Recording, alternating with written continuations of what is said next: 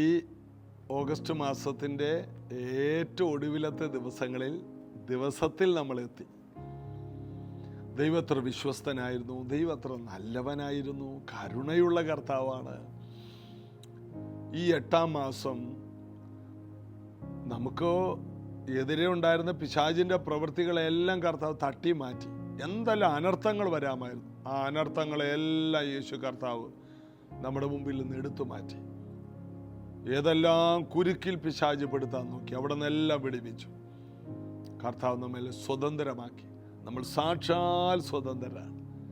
അതുകൊണ്ട് കർത്താവിലും കർത്താവിൻ്റെ അമിത ബലത്തിലും നമുക്ക് ആശ്രയിക്കാം. വരുന്ന 9-ാം മാസം 9 കൃപാവരങ്ങളാലും ജ്വലിച്ച് ആത്മാവിൻ്റെ 9 ഫലങ്ങളും നമ്മളിൽ നിന്ന് നിറഞ്ഞ് കർത്താവിന് വേണ്ടി വളരെയധികം ഫലമുള്ള, ആറ്ററമ്പത്ത് നട്ടിരിക്കുന്ന, തക്കകാലത്ത് ഫലം കായ്ക്കുന്ന, ഇലവാടാത്ത വൃക്ഷം പോലെ നിൽക്കാൻ ദൈവം നമുക്ക് കൃപ തരും. ദൈവം നമ്മെ ബലപ്പെടുത്തും. ദൈവം നമ്മെ ശക്തീകരിക്കും. അതിനായി നമുക്ക് ഒരുങ്ങാം. ചേർന്ന് പാടി യേശുവിനെ ആരാധിക്കാം. എൻ പ്രിയനെ പോൽ സുന്ദരന ആരെയും ഞാൻ ഉലകിൽ കാണുന്നില്ല, മേലാലും ഞാൻ കാണുകയില്ല.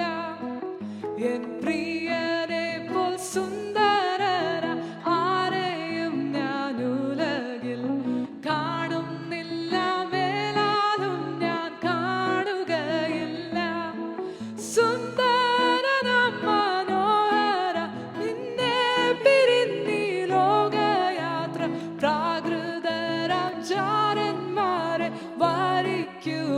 വത്സല ഈ മണ്ണെ പ്രതി മാണിക്യം വെടിയുകില്ല ഞാൻ.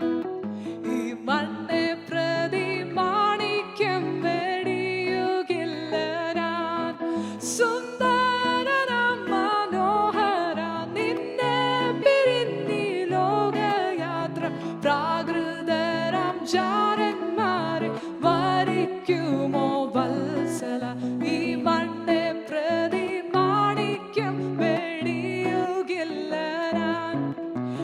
മണ്ണെ പ്രതി മാണിക്യം വെടിയുകില്ല ഞാൻ. യെരൂശലേം പുത്രിമാരും ചുറ്റും നിന്നു രാപ്പകൽ പ്രിയനോടുള്ള അനുരാഗം കവർന്നിടുകിൽ.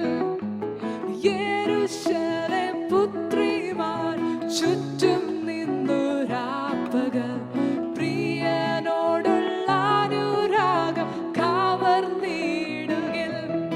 സുന്ദരനാം മനോഹര നിന്നെ പിരിഞ്ഞി ലോകയാത്ര പ്രാകൃതരാം ജാരന്മാരെ വരിക്കുമോ വത്സല. ഈ മണ്ണെ പ്രതി മാണിക്യം വെടിയുകില്ല ഞാൻ. സുന്ദരനാം മനോഹര നിന്നെ പിരിഞ്ഞി ലോകയാത്ര പ്രാകൃതരാം ജാരന്മാരെ വരിക്കുമോ വത്സല. ഈ മണ്ണെ പ്രതി മാണിക്യം വെടിയുകില്ല ഞാൻ. ഈ മണ്ണെ പ്രതി മാണിക്യം വെടിയുകില്ല ഞാൻ. പ്രേമമെന്നിൽ വർദ്ധിക്കുന്ന പ്രിയനോട് ചേരുവാൻ നാളുകൾ ഞാൻ എണ്ണി എണ്ണി ജീവിച്ചിടുന്നേ. പ്രേമമെന്നിൽ വർദ്ധിക്കുന്ന പ്രിയനോട് ചേരുവാൻ നാളുകൾ ഞാൻ എണ്ണി എണ്ണി ജീവിച്ചിടുന്നേ. സുന്ദരനാം മനോഹര നിന്നെ പിരിഞ്ഞി ലോകയാത്ര പ്രാകൃതരാം ജാരന്മാരെ വരിക്കുമോ വത്സല. ഈ മണ്ണെ പ്രതി മാണിക്യം വെടിയുകി. സുന്ദരനാം മനോഹര നിന്നെ പിരിഞ്ഞി ലോകയാത്ര പ്രാകൃതരാം ജാരന്മാരെ വരിക്കുമോ വത്സല. ഈ മണ്ണെ പ്രതി മാണിക്യം വെടിയുകില്ല ഞാൻ. ഈ മണ്ണെ പ്രതി മാണിക്യം വെടിയുകില്ല ഞാൻ. ഈ മണ്ണെ പ്രതി മാണിക്യം വെടിയുകില്ല ഞാൻ. ഈ മണ്ണെ പ്രതി യേശുവേ വെടിയുകില്ല ഞാൻ. ഇന്ന് നമ്മൾ ധ്യാനിക്കാൻ പോകുന്നത് യോഹന്നാന്റെ സുവിശേഷം 8-ാം അധ്യായത്തിലെ 37 മുതലാണ്. നിങ്ങൾ അബ്രഹാമിൻ്റെ സന്തതി എന്ന് ഞാൻ അറിയുന്നു, എങ്കിലും എൻ്റെ വചനത്തിന് നിങ്ങളിൽ ഇടമില്ലായകൊണ്ട് നിങ്ങൾ എന്നെ കൊല്ലുവാൻ നോക്കുന്നു. അബ്രഹാമിൻ്റെ സന്തതി, അബ്രഹാം ദൈവത്തിൻ്റെ വചനം കേട്ട് ഇറങ്ങിത്തിരിച്ചവനാണ്. അപ്പം അബ്രഹാമിൻ്റെ സന്തതിയാണെങ്കിൽ ദൈവവചനം കേൾക്കുമ്പോൾ പ്രതികരിക്കണം അനുകൂലമായി. ഇവരെതിരായിട്ടാണ് പ്രതികരിക്കുന്നത്. അപ്പം യേശു പറയുകയാണ്, നിങ്ങൾ അബ്രഹാമിൻ്റെ സന്തതി എങ്കിൽ അബ്രഹാമിൻ്റെ എന്തെങ്കിലും ഒരു ലക്ഷണം നിങ്ങൾക്ക് വേണ്ടേ? ഈ അപ്പൻ്റെ സ്വഭാവം കാണണ്ടേ? ഇനിയും താഴോട്ട് വായിക്കുമ്പോൾ പിതാവിൻ്റെ 38-ാം വാക്യം, പിതാവിൻ്റെ അടുക്കൽ കണ്ടിട്ടുള്ളത് ഞാൻ സംസാരിക്കുന്നു, നിങ്ങളുടെ പിതാവിനോട് കേട്ടിട്ടുള്ളത് നിങ്ങൾ ചെയ്യുന്നു എന്ന് ഉത്തരം പറഞ്ഞു. അവർ അവനോട്, അബ്രഹാമാവുന്നു ഞങ്ങളുടെ പിതാവ് എന്ന് ഉത്തരം പറഞ്ഞതിന് യേശു അവരോട്, നിങ്ങൾ അബ്രഹാമിൻ്റെ മക്കളെങ്കിൽ അബ്രഹാമിൻ്റെ പ്രവൃത്തികളെ ചെയ്യും.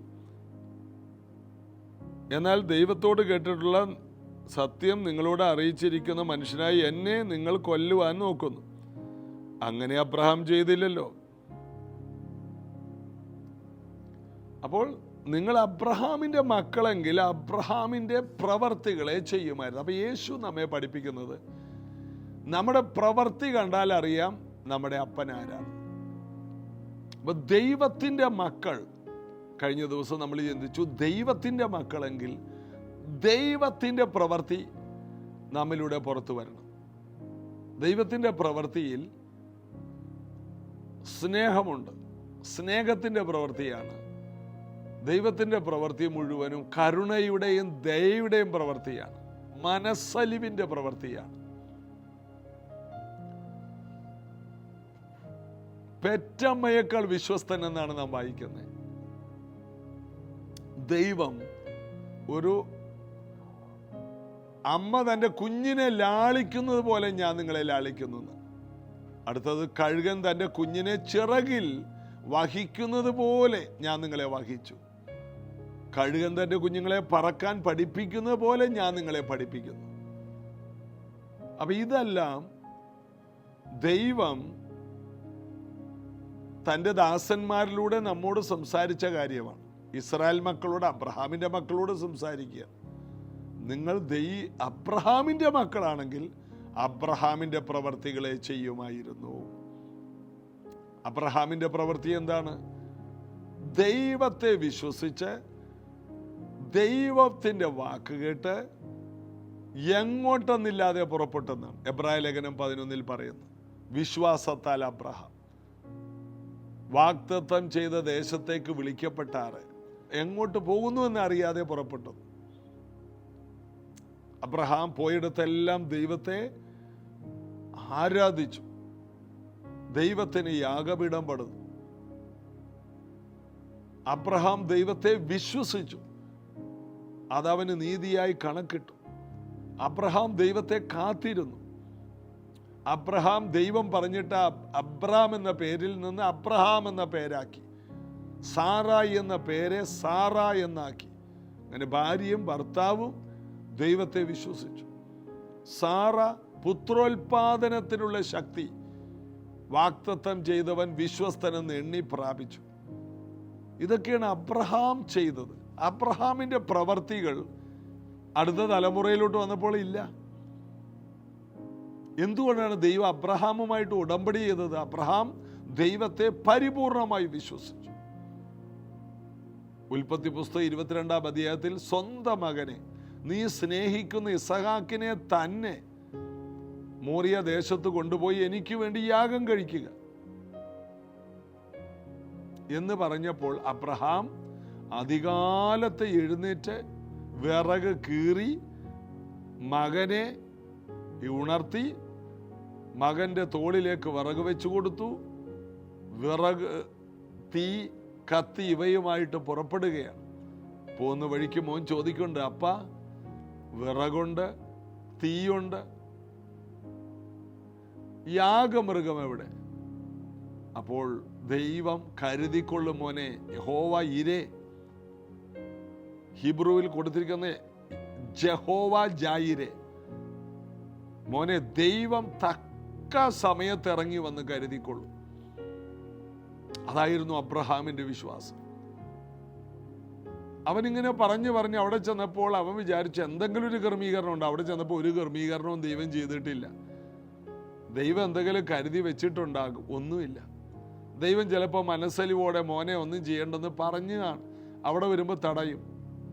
അവസാന നിമിഷം വരെ ദൈവം തടയുന്നില്ല. അപ്പൻ്റെ ഹൃദയം തകരുന്നുണ്ട്. 25 വർഷം ഇറങ്ങി അന്ന് മുതൽ കാത്തിരുന്ന സ്വപ്നത്തെയാണ് കത്തിയെടുത്ത് ഇല്ലാതെയാക്കുന്നത്.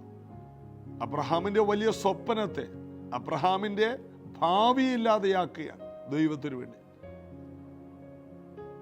ഉടനെ അവൻ കത്തി ഉയരത്തിലേക്ക് എടുത്ത് ഉയർത്തി ഇസഹാക്കിന്റെ കഴുത്തിനെ നോക്കി വെട്ടാൻ ഓങ്ങുമ്പോൾ മോനല്ല പറഞ്ഞത് എൻ്റെ മേൽ കൈവെക്കരുതെന്ന്. സ്വർഗത്തിൽ നിന്നൊരു സ്വരം കേട്ടു, അബ്രഹാമേ അബ്രഹാമേ, ബാലന്റെ മേൽ കൈവെക്കരുത്. അതിൻ്റെ അർത്ഥം, അബ്രഹാമേ, ഈ കിടക്കുന്ന ബാലൻ നിന്റേതല്ല, ഇത് എന്റേതാണ്, എൻ്റെ പദ്ധതിയാണ്, എൻ്റെ സ്വപ്നമാണ്, എൻ്റെ പ്ലാനാണ്. നിന്നെ ആകാശത്തിലെ നക്ഷത്രങ്ങളെ പോലെ വർദ്ധിപ്പിക്കുന്നത് അത് നിന്റെ ഇഷ്ടം മാത്രമല്ല, എൻ്റെ ഇഷ്ടം കൂടിയാണ്. അബ്രഹാം ദൈവത്തെ വിശ്വസിച്ചുകൊണ്ട് അബ്രഹാമിനെ ആകാശത്തിലെ നക്ഷത്രങ്ങളെ പോലെ അങ്ങോട്ട് വർദ്ധിപ്പിക്കുമ്പോൾ അബ്രഹാമിന് മാത്രമല്ല ബെനിഫിറ്റ്, അതുകൊണ്ട് ദൈവത്തിനാണ് ബെനിഫിറ്റ്. കാരണം ഭൂലോകത്തിലെല്ലാവരും ഒരു ദൈവത്തെ അറിയാൻ ഈ ജനം, തനിച്ചു പാർക്കുന്ന ജനം, ജാതികളുടെ ഇടയിൽ എണ്ണപ്പെടുന്നില്ല. രാജാവ് അതിൻ്റെ നടുവിലുണ്ട്, രാജകോലാഹലം അവരുടെ ഉള്ളിലുണ്ട് എന്ന് ബിലയാം വാ തുറന്ന് ശപിക്കാൻ വാ തുറന്നപ്പോൾ അവൻ്റെ വായിൽ വന്ന അനുഗ്രഹ വാക്കുകളിൽ ഒന്നാണത്. ഇസ്രായേലിൻ്റെ ധൂളി ആർക്കെണ്ണാം എന്ന് ബിലയാം എടുത്തു പറഞ്ഞു. അതുപോലെ യാക്കോബിന്റെ ജനം, ഈ ഇസ്രായേൽ മക്കൾ മിസ്രൈമിൽ നിന്ന് പുറപ്പെടുമ്പോൾ ഫറവോനോട് ചെയ്തത് ലോകം മുഴുവൻ അറിഞ്ഞു. എല്ലാവരും പേടിച്ചുപോയി. കാരണം മിസ്രൈമിനെ അറിയാത്ത ആരുമില്ല, ഇന്നത്തെ അമേരിക്ക. കാരണം മിസ്രൈമായിരുന്നു ഒരു 7 വർഷത്തേക്ക് ഭൂമിയിലുള്ള എല്ലാവർക്കും ഭക്ഷണം കൊടുത്തത്. അതുകൊണ്ട് എല്ലാവരുടെയും സമ്പത്ത് മിസ്രൈമിൽ വന്നാണ്. മിസ്രൈമിലെ ഏറ്റവും വലിയ ഇരുമ്പ് രഥങ്ങളെ മുക്കിക്കളഞ്ഞു ദൈവം തൻ്റെ ജനത്തിനു വേണ്ടി. ഇത് ലോകം മുഴുവൻ അറിഞ്ഞു. സീഹോൻ ഓഗിനോട് ചെയ്തത് ലോകം മുഴുവൻ അറിഞ്ഞു. യോർദാൻ വറ്റി അവരക്കരെ കടന്നപ്പോൾ എല്ലാവരും ഹൃദയം ഉരുകിപ്പോയെന്നാണ്. എരിയോ നിവാസികൾ പേടിച്ച് ആരും പുറത്തിറങ്ങിയില്ല. എല്ലാവരും പേടിയിൽ ജീവിക്കുകയാണ്. എല്ലാവരും ഹൃദയം ഉരുകി മരണഭയം കൊണ്ട് അവർ ക്ഷയിച്ചുപോയി. ദൈവത്തെ ലോകം മുഴുവൻ അറിയിക്കാൻ ഒരു ജനതയെ ദൈവം തിരഞ്ഞെടുത്തതാണ് ഇവർ. ചെറിയ കൂട്ടമൊന്നുമല്ല. അപ്പോൾ അബ്രഹാമിന്റെ മക്കളാണ് നിങ്ങളെങ്കിൽ നിങ്ങൾക്കൊരു അബ്രഹാമിന്റെ പ്രവൃത്തി വേണ്ടേ? അബ്രഹാം ചെയ്തതുപോലെ നിങ്ങൾ ചെയ്താൽ നിങ്ങളൊരു വിജയമായി മാറും. അതുകൊണ്ടാണ് ലൂക്കോസ് 19 9-10 വായിക്കുമ്പോൾ ആ സക്കായിയുടെ വീട്ടിൽ യേശു ഇരിക്കുമ്പോൾ സക്കായി പറയുന്നുണ്ട്, കർത്താവേ, ഞാൻ ചതിവായി വാങ്ങിയതെല്ലാം 4 മടങ്ങ് തിരിച്ചു കൊടുക്കുന്നുണ്ട്. ഉടനെ കർത്താവ് പറഞ്ഞു, ഇവനും അബ്രഹാമിന്റെ സന്തതിയാകയാൽ ഈ വീടിന് രക്ഷ വന്നിരിക്കുന്നു. അതായത് അബ്രഹാമിന്റെ പ്രവൃത്തി അവൻ ചെയ്തു. അവന്റെ ചെയ്ത തെറ്റുകൾക്കെല്ലാം പ്രായശ്ചിത്തം ചെയ്യുന്നു. രൂപാന്തരപ്പെട്ട് നല്ല പ്രവർത്തികൾ ചെയ്യുന്നു. മാനസാന്തരത്തിന് യോഗ്യമായ ഫലം കായ്ക്കുമ്പോഴാണ് അബ്രഹാമിൻ്റെ മക്കൾ എന്ന് പറയാൻ കഴിയും. അബ്രഹാമിനോട് ദൈവം 99 വയസ്സിൽ, അതായത് ഉൽപ്പത്തി പുസ്തകം 17:1 വായിക്കുമ്പോൾ ദൈവം അബ്രഹാമിനോട് പറയണം, നീ എൻ്റെ മുമ്പാകെ നടന്ന് നിഷ്കളങ്കനായിരിക്കുക, കളങ്കരഹിതനാകുക. ഇത് തന്നെയല്ലേ സക്കായി ചെയ്തത്? അവൻ്റെ ജീവിതത്തിൽ പറ്റിയ കളങ്കം ഒത്തിരി പേരെ ചതിച്ചിട്ടുണ്ട്. അത് 4 മടങ്ങായിട്ട് കൊടുത്ത് അവൻ കളങ്കരഹിതനാകുക. നീ എൻ്റെ മുമ്പാകെ നടന്ന് നീ നിഷ്കളങ്കനായിരിക്കുക. അബ്രഹാം നെടുമ്പാട് വീണു, കർത്താവേ, നിന്റെ മുമ്പിൽ ആർക്ക് നിഷ്കളങ്കനാകാൻ കഴിയും? ഞാൻ എന്നെ തന്നെ ഇടുകയാണ്. 99 വയസ്സുള്ള മനുഷ്യൻ വീണ്ടും നിഷ്കളങ്കനാകുന്നു, നല്ല സ്വഭാവത്തിലേക്ക് വരുന്നു. അപ്പോഴാണ് ദൈവം അബ്രാമിനോട് പറഞ്ഞത്, ഇനി മുതൽ നിന്റെ പേര് അബ്രാമല്ല, അബ്രഹാം. ഇനി മുതൽ നിന്റെ ഭാര്യ സാറായി അല്ല, സാറ രാജകുമാരി. നീ അബ്രഹാം, ബഹുജാതികൾക്ക് പിതാവ്. പേര് മാറ്റിക്കളഞ്ഞു. കഴിഞ്ഞ ദിവസം ഒരു ദൈവദാസൻ പറഞ്ഞു, ആ പേരുകൾ മാറ്റുന്നതിൽ വളരെ അർത്ഥമുണ്ട്. പേരുകൾക്ക് വലിയ അർത്ഥമുണ്ട്. അതുകൊണ്ടാണ് പല ദൈവദാസന്മാരും അവരുടെ പേരുകൾ മാറ്റുന്നു. വീണ്ടും ജനിച്ചൊരു ദൈവ പൈതൽ അവരുടെ പേരുകൾ മാറ്റും, പലയിടത്തും പല രാജ്യത്തും. അതുകൊണ്ടാണ് കൊറിയയിൽ പോൾ യോങ്കിച്ചോ പിന്നത്തേതിൽ ഡേവിഡ് യോങ്കിച്ചോയായി മാറി. അപ്പൊ നമ്മുടെ ആത്മീകമായ ചില പേരുകളുണ്ട്. ആ പേര്, എൻ്റെ ആത്മീക പേര് എനിക്ക് 2 എണ്ണമാണ് വന്നിരിക്കുന്നത്. ഏത് വേണമെങ്കിലും സെലക്ട് ചെയ്യാം. പഴയ നിയമത്തിൽ കാലേബ്, പുതിയ നിയമത്തിൽ ഫിലിപ്പോസ്. അപ്പൊ 2 പേരുകൾ എൻ്റെ മുമ്പിലുണ്ട്, ഏത് വേണമെങ്കിലും എനിക്ക് എടുക്കാം. അപ്പോ ദൈവം നമ്മുടെ പേരുകൾ, എൻ്റെ ആത്മീക മനുഷ്യന്റെ പേരതാണ്. എൻ്റെ പുറമെയുള്ള മനുഷ്യന്റെ പേര് ജോഷി, ജോസഫ്. എന്നാൽ എൻ്റെ ആത്മീയ മനുഷ്യന്റെ പേര് ദൈവം എന്നോട് പറഞ്ഞു തന്നു, ഫിലിപ്പാണ്. കാലേബുണ്ട്, ഏത് വേണമെങ്കിലും എടുക്കാം.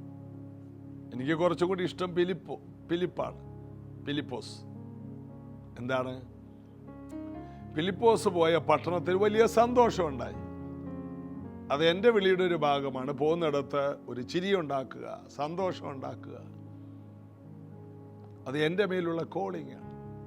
ഫിലിപ്പോസ് പോയിടത്തെല്ലാം ഭയങ്കരം. ഫിലിപ്പോസ് എനിക്ക് ഭയങ്കര ഇഷ്ടമുള്ള ഒരാളാണ്.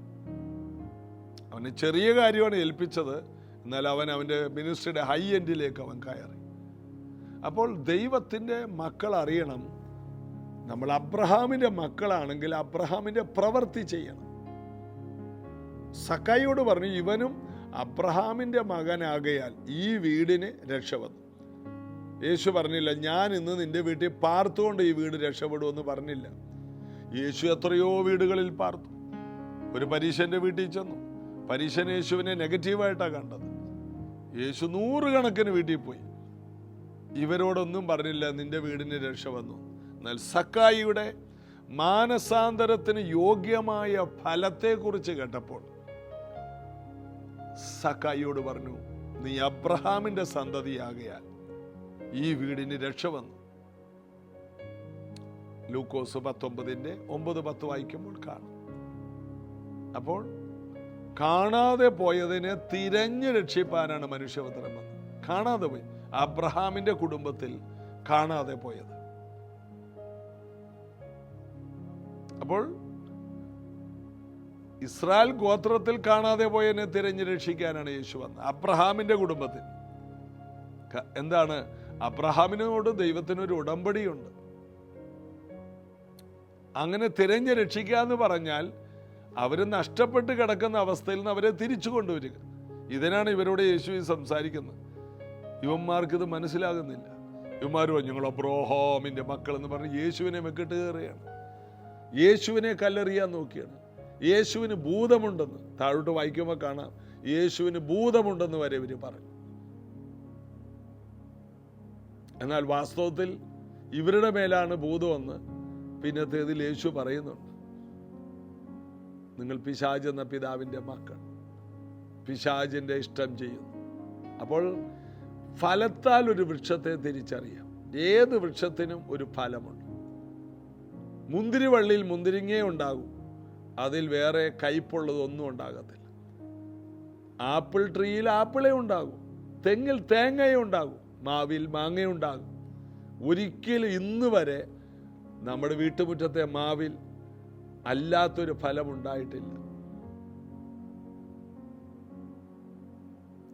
അപ്പോൾ ഏത് വൃക്ഷത്തെ അതിൻ്റെ ഫലത്താലാണ് തിരിച്ചറിയുന്നത്. ഒരു വൃക്ഷം നല്ലതെന്ന് എങ്ങനെയാണ് തീരുമാനിക്കുന്നത്? അതിൻ്റെ ഫലം നോക്കിയാണ്. വൃക്ഷത്തിനെ നോക്കിയല്ല ഫലത്തെ തിരിച്ചറിയുന്നത്, ഫലത്തെ നോക്കിയാണ് വൃക്ഷത്തെ തിരിച്ചറിയുന്നത്.